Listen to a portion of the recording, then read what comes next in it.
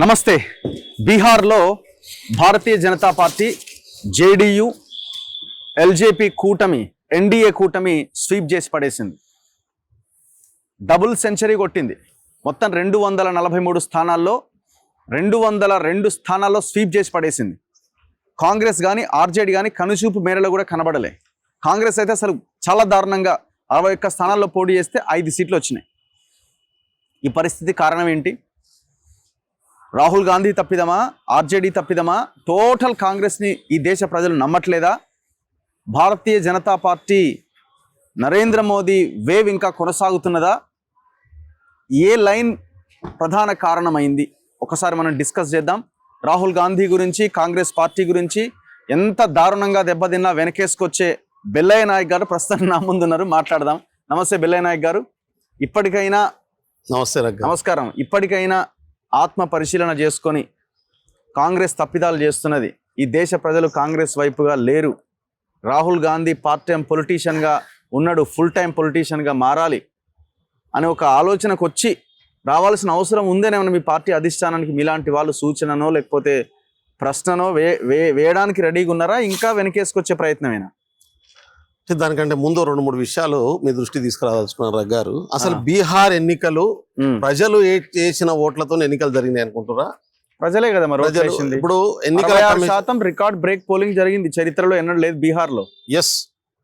66.9% జరిగిందని ఎన్నికల కమిషన్ చెప్తా ఉన్నది. ఎన్నికల కమిషన్ నోటిఫికేషన్ ఇచ్చిన రోజు మొత్తం ఇచ్చినటువంటి బీహార్ ఓట్లన్నీ 7,42,00,000 చిల్లర ఓట్లు ఇచ్చింది. ఓకే, నిన్న కౌంటింగ్లో బయటకు వచ్చినటువంటి ఓట్లు ఎన్ని? 12వ తారీఖు నాడు ఎలక్షన్ కమిషన్ ప్రెస్కి ఇచ్చినటువంటి ఓట్ల లెక్క ఎంత? 7,45,00,000 ఓట్లు అని చెప్తా ఉన్నది. మీరు అన్నట్టు 66.9% పోలింగ్ అయిందని చెప్పి ఎన్నికలు చెప్తా ఉన్నది. అందులో 60 ప్రజలు 7 కోట్ల ఓటర్లే. ఎలక్షన్ కమిషన్ మొత్తం ఓట్లే 7,42,00,000 ఉన్నదని చెప్పింది. అదే ఎలక్షన్ కమిషన్ చెప్తా ఉన్నది 7,45,00,000 ఓట్లు పోలైనాయని. అదే ఎలక్షన్ కమిషన్ చెప్తా ఉంది 66% పోలైనాయని. 66% చూసుకున్నప్పుడు ఎంత అవుతుంది? 5,20,00,000 ఓట్లు అవుతాయి. మరి 7,45,00,000 ఓట్లు ఎలక్షన్ కమిషన్ డిక్లేర్ చేసిన దానికంటే ఎక్కువ ఓట్లు ఏడికేళ్ళు వచ్చినాయి. అసలు ఎలక్షన్ కమిషన్ సమాధానం చెప్పాలి ఇవాళ దీనికి. కాబట్టి ఇది ప్రజలు వేసిన ఓటు కాదు. ఇవాళ ఎలక్షన్ కమిషన్ కేంద్ర ప్రభుత్వం తీసుకున్నటువంటి ఈవీఎంల పేరు మీద తీసుకున్నటువంటి ఫలితాలు 5,02,25,00,000 ఓట్లు ఏడికేళ్ళు వచ్చినాయి. ఒకవేళ 7,43,00,000 ఓట్లు ఒరిజినల్ ఓట్లు, ఎన్రోల్ ఓట్లు అని చెప్పి నువ్వు చెప్పింది తప్ప, లేకుంటే రిజల్ట్ ఇచ్చిన రోజు 7,45,00,000 ఓట్లు పోలైనాయి వీటిని ఇస్తున్నాం అనేది తప్ప, లేదా 66% అనేది తప్ప, ఏది తప్పో ఎలక్షన్ కమిషనే చెప్పాలి. ఈ 3 లెక్కలు ఎలక్షన్ కమిషనే, నాయి కావు. మొత్తం ఓట్లు 7,45,00,000 అనేది ఎలక్షన్ కమిషనే 6వ తారీఖు అక్టోబర్ రోజు ఇచ్చిన నోటిఫికేషన్లో ప్రకటించినటువంటి డేటా. ఆ తర్వాత 11వ తారీఖు నాడు పోలైనటువంటి తర్వాత ప్రకటించిన డేటా. 12వ తారీఖు నాడు 66% ప్రకటించినటువంటి డేటా. నిన్న ఫలితాలు వచ్చినప్పుడు తర్వాత ప్రకటించినటువంటి డేటా. 7,45,00,000 ఓట్లు ఎక్కడియి అంటే 2,25,00,000 ఓట్లు ఏడికేళ్ళు వచ్చినాయి. ఇది క్లియర్ గా తెలుస్తుంది కదా. 2 కోట్లు ఎక్కడివి? అదే కదా అది ఏం సమాధానం చెప్పలేదు. 2 కోట్లు ఏ లెక్క చెప్తున్నారు మీరు? అంటే ఇప్పుడు 66% ప్రకారం చూసుకున్నప్పుడు ఎంత అవుతుంది? మొత్తం ఓట్లలో మొత్తం ఓట్లు 7,42,00,000 అయితే, 43,00,000 అయితే 66% ప్రకారం అయినప్పుడు 5,20,00,000 అయితే. ఓకే, ఎలక్షన్ కమిషన్ ఒకవేళ 66% అయితే, లేదు మొత్తం ఓట్లు పోలైనాయి అనుకుందాం. ఇప్పుడు 7,40,000 100% పోలైనా ఎంత కావాలి? 7,43,00,000 కావాలి కదా. మరి 7,45,00,000 ఏడికేళ్ళు వచ్చినాయి. 7,45,00,000 ఓట్లు ఏడికేళ్ళు వచ్చినాయి. ఇది సమాధానం ఎలక్షన్ కమిషన్ చెప్పాలి. సరే, ఇప్పుడు అదంతా ఎన్ని ఓట్లు ఉన్నాయి పక్కన పెడితే పోలైన ఓట్లదే కదా లెక్క. అవును, పోలైన ఓట్లు తానే చెప్తున్నాడు. 66% పోలైనాయి, మొత్తం ఓట్లు గిన్నె. ఈ మొత్తం ఓట్లకెళ్ళి గిన్నె రావాలి కదా. ఓకే, మరి అసలు ఉన్న ఓట్ల కంటే 2 లక్షల ఓట్లు ఎక్కువ ఏడికేళ్ళు వచ్చినాయి. 2 లక్షల కోట్లు కాదు, 2 లక్షల ఓట్లు. మొత్తం ఓట్లు 100% పోలైతే, మొత్తం 100% పోలైతే ఎన్ని ఓట్లు రావాలి? 7,43,42,00,000 రావాలి. 7,45,00,000 అని చెప్తుంది. అంటే ఈ 3 లక్షలు అప్పటికి కూడా 3 లక్షలు ఎక్కువనే ఉంటాయి. అంటే మొత్తం ఓట్ల కంటే కూడా ఆ 3 లక్షల కాసేపు పక్కన పెడదాం. లేదంటే 100% పోల్ అయిందా? మరి 100% పోల్ కాలేదు.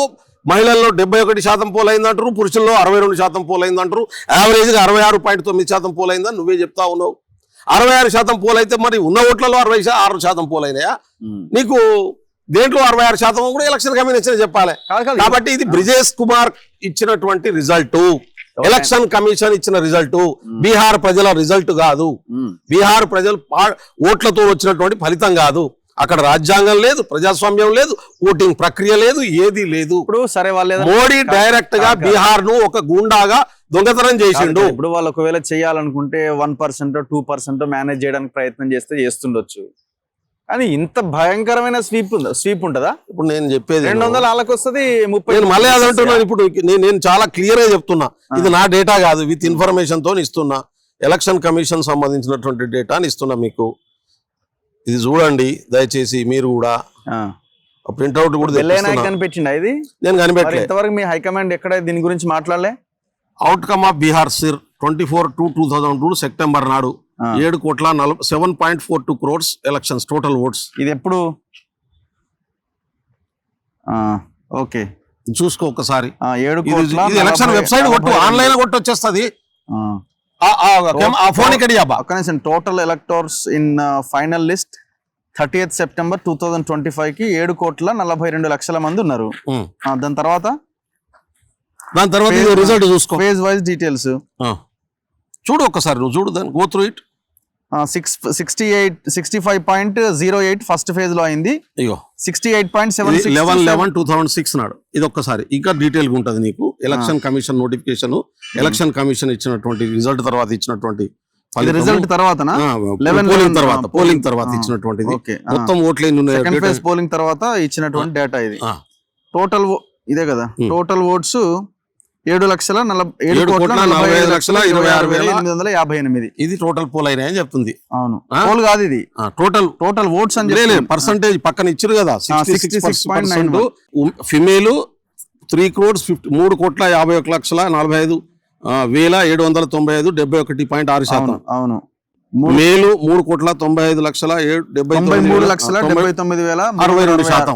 మొత్తం కలిపి 7,45,26,000. ఇది 66.9% అని చెప్పి ఎలక్షన్ కమిషన్ చెప్తున్నారు. 11వ తారీఖు ఇచ్చిన డేటా. ఒక్క నిమిషం ఇది కూడా చూపిస్తా. ఇది ఏ ఇయర్ ఎంత వచ్చిందో చెప్పిన డేటా. రైట్, ఇది ఎలక్షన్ నోటిఫికేషన్. ఓకే, ఇది నోటిఫికేషన్. ఇది కాదు, ఇది ఎలక్షన్ నోటిఫికేషన్. ఏ రోజు వచ్చింది? December 6th October 2025. దీంట్లో ఎన్ని ఓట్లు ఉన్నదని చెప్తున్నది టోటల్. ఇగో ఎలక్ట్రో రోల్ 3వ పేజీ, 73 పేజీల నోటిఫికేషన్ ఇస్తే అందులో 7,43,55,976 ఓట్లు ఉన్నాయని ఎలక్షన్ కమిషన్ నోటిఫికేషన్ ఇచ్చిన రోజు చెప్పింది. నేను అంటున్నా రిజల్ట్ 7,45,00,000. ఎప్పుడు ఇచ్చారు ఇది? October 5th ఇదే కదా. ఫస్ట్ పేజ్ కావాలేమో. ఫస్ట్ పేజ్ చూసుకో, October 6th 2025. ఇది ఎలక్షన్ కమిషన్ వెబ్సైట్ లో November 11th ఓట్స్ అట్లేం ఉండదు కదా. అయినా అదే 66% అంటుంది కదా. 66% పోలైంది అన్నప్పుడు నీకు 7,45,00,000 వెళ్ళి 66% ఎంత అవుతుంది? 5 కోట్ల చిల్లర, 5,20,00,000 అవుతుంది. 19,00,000 చిల్లర అవుతుంది. 20 వేసుకో. 5,25,00,000 అయితే మరి 7,45,00,000 రూపాయలు 45 మంది ఏడికేళ్ళు వచ్చారు నీకు. ఈ ఓట్లు ఏడికేళ్ళు వచ్చినాయి. దీని ఓట్ల దొంగతనం అంటారా, చోరీ అంటారా? 2 లక్షల ఓట్ల తేడా వస్తుంది. 2,25,00,000. 2 లక్షలు 2 లక్షలు ఎట్లా అవుతుంది? 100% కు 66. ఓకే, ఇప్పుడు అట్లా అనుకుంటే 100% పోలింగ్ అని చెప్పు. 100% అయింది, 100% బీజేపీకే పోయింది. ఆ తర్వాత ఈ ఫలితాలు వచ్చినాయి. క్లియర్ గా ఓట్ల దొంగతనం కంటే పెద్ద పేరు పెట్టాలి దీనికి. ఏమంటావో చెప్పు, ఇది వాస్తవాలు. దానికి ఎలక్షన్ కమిషన్ ఏం రిప్లై ఇస్తుందా మరి? మీరు మీ హైకమాండ్ ఏమన్నా దాన్ని అది మాట్లాడదాము. నేనంటే హైకమాండ్ మాట్లాడుతుంది, ఒక్క కాంగ్రెస్ పార్టీ మాత్రమే మాట్లాడాల్సిన అంశం కాదు ఇది. భారతదేశంలో ఉన్నటువంటి ప్రజాస్వామ్యాన్ని కోరుకునేటటువంటి వాళ్ళు, రాజ్యాంగాన్ని కోరుకునే వాళ్ళు, ఇది వ్యవస్థ ఉండాలని కోరుకునే వాళ్ళు మాట్లాడాల్సిన అంశం. ఇది కాంగ్రెస్ పార్టీ వ్యవహారం కాదు. కాంగ్రెస్ పార్టీ మాత్రమే కొట్లాడితే ఫలితం వచ్చే పరిస్థితి. అది ఎలక్షన్ కమిషన్ ఒకసారి కాదు ఇచ్చిన, 4 సార్లు ఇచ్చినటువంటి ఫలితాలు మీరు చూడండి వెబ్సైట్కి వెళ్ళి ఒకసారి. నేను పొద్దున 3 గంటలకు లేచి 4 గంటలు రీసెర్చ్ చేసి అన్ని బయట తీసుకొచ్చి చెప్తున్నా మీకు. నేను గాలిలో చెప్పట్లేదు. పాతది ఫైనల్ కాదు, కొత్తది ఫైనల్ అని అంటారేమో. కొత్తది ఫైనల్ అయితే మరి 100% అయినాయా? మరి 7,45,45 లక్షల ఓట్ల పోల్ అయితే బీహార్లో ఎన్ని ఓట్లు ఉండాలి? 60% అంటే 10 కోట్ల ఓట్లు ఉండాలి. మరి 10-12 కోట్ల ఓట్లు ఉన్నాయా ఇప్పుడు బీహార్లో? మరి 10 కోట్ల ఓట్లు ఉంటే ఎలక్షన్ నోటిఫికేషన్ రోజు నువ్వు 7,43 లక్షలు ఎట్టిచ్చినావు? ఆ ప్రశ్న కూడా ఉత్పన్నమవుతుంది కదా. నోటిఫికేషన్ ఇచ్చిన రోజు లెక్కన తప్పు ఉండాలి, ఫలితం ఇచ్చిన రోజున తప్పు ఉండాలి, పర్సంటేజ్ ఆఫ్ ఓట్ అన్న తప్పు ఉండాలి. ఏది తప్పు చేసినావో చెప్పాలి కదా. కాబట్టి ఎక్కడి నుంచి మరి ఇదంతా ఏం జరిగినట్టు మీ అనుమానం? డైరెక్ట్ ఏం లేదు, మోడీ అమిత్ షాను ఎలక్షన్ కమిషన్ కూర్చొని రాసుకున్నారు పేపర్ మీద. సరే, నెంబర్ ఇంకోటి కూడా చెప్తున్నా, నంబర్ ఒకటే కాదు, వాళ్ళు ప్రిపేర్ నేను ఒకటి చెప్పాను, నెంబర్ తప్పు ఉంది, అదేదో లెక్క తప్పు ఉంది అని అనుకుందాం. ఇప్పుడు జనాలు అయితే పోయి ఓటేస్తేనే కదా ఈవీఎం మీద. జనాలు వేసిన ఫలితాలు కావు. మరి ఎవరు వేసిరు పోయి? మిషన్లతోని మోడీ అమిత్ షాను బ్రిజేష్ కుమార్ కూర్చొని వేసుకున్నటువంటి లెక్క ఇది. అట్లా వేస్తారు, అట్లా వేసుకున్నారు. అట్లా మనకు 2 రోజుల ముందు కూడా చాలా లారీలు దొరికినాయి కదా, చాలా దిక్కులలో లారీల ఈవీఎం పోతే దొరకబెట్టినటువంటి పరిస్థితి ఉంది కదా. పోలింగ్ స్టేషన్లలో ఎక్కడైతే ప్రిజర్వ్ చేసినటువంటి స్టేషన్లలో ఖాళీ ఈవీఎంలు ఎందుకు పోతాయి? ఎవరు తీసుకుపోయారు? ఎందుకు తీసుకుపోయారు? తీసుకపోతే కెమెరాలు అమిత్ షా పాట్నాలో కూర్చొని ముందు రోజు కౌంటింగ్ ముందు రోజు 13వ తారీఖు నాడు మధ్యాహ్నం 2 గంటల నుంచి నైట్ 2 గంటల వరకు మొత్తం పాట్నా టౌన్ లో ఉన్నటువంటి అన్ని పోలింగ్ కేంద్రాల్లో ఉన్నటువంటి కెమెరాలు ఎందుకు బంద్ చేయించిండు? దేనికోసం బంద్ చేయబడ్డాయి కెమెరాలు? ఎగ్జిట్ పోల్స్ మీకు వ్యతిరేకంగానే వచ్చినాయి. అంటే రిజల్ట్ చూస్తేనేమో నక్కకు నాగలోకి అనుకున్నంత తేడా, ఇంత పెద్ద తేడా ఉన్నది. వాళ్ళు ఎక్కడో ఉన్నారు, మీరు ఎక్కడో ఉన్నారు. నేను చాలా మ్యానిపులేషన్ ఏమన్నా జరిగితే ఇంత భారీ వ్యత్యాసం ఉంటుందా? వాళ్ళు ఎలక్షన్ సిస్టమ్ నే ఎత్తేసిండ్రు.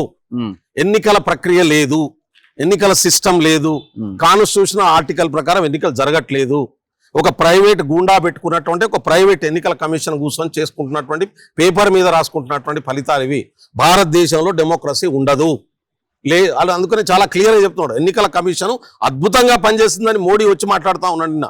అంటే అది చేసే తప్పును ఇంకోటి గమనించిన దీంట్లో ఎలక్షన్ నోటిఫికేషన్ నుంచి మొదలు పెడితే ఎలక్షన్ కమిషన్ ఇచ్చిన నిన్న ఫలితాల దాకా వాళ్ళు ఇచ్చినటువంటి ప్రెస్ నోట్లన్నీ గమనిస్తే ఇది ప్రణాళికాబద్ధంగా జరిగినటువంటి కుట్రగా అర్థమవుతుంది నాకు.